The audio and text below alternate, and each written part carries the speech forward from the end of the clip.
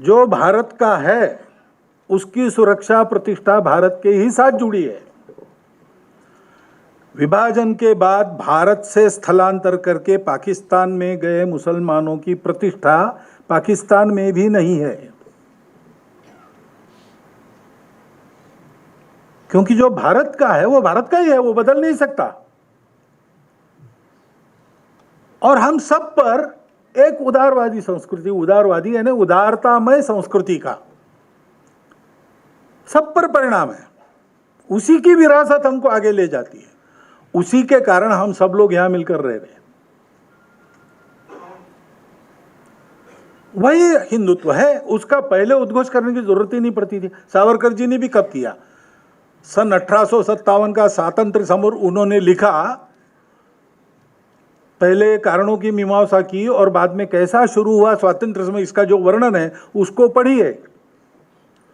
उन्होंने लिखा है कि हिंदू राजाओं का भगवा झंडा और मुसलमान नवाबों का चांद तारा हरे रंग पर, दोनों साथ साथ अंग्रेजों के यूनियन जैक के खिलाफ खड़े हो गए।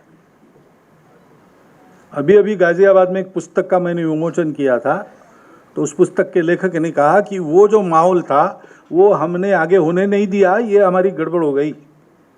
खिलाफत ये दूसरी गलती हमारी है।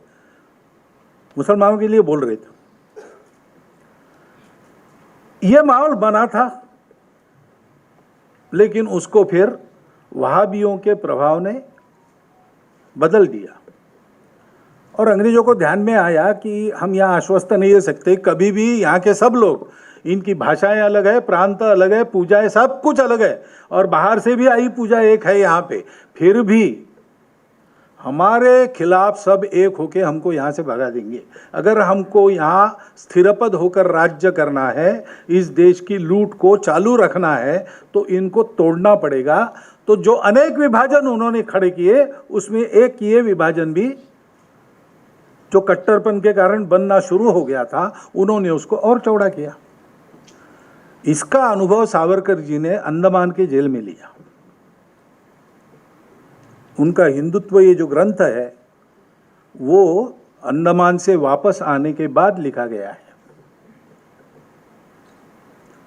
क्योंकि जब ये कोलाहल होने लगा कि हम एक नहीं है, हम दो है, हमारे यहाँ हमारी पूजा अलग है इसलिए हम अलग है, आपकी पूजा अलग है, तब ये जोर से कहना पड़ा कि पूजा के आधार पर भेदभाव न करने वाली यहाँ की राष्ट्रीयता है, वो हिंदू राष्ट्रीयता है और इसलिए हम अलग नहीं है।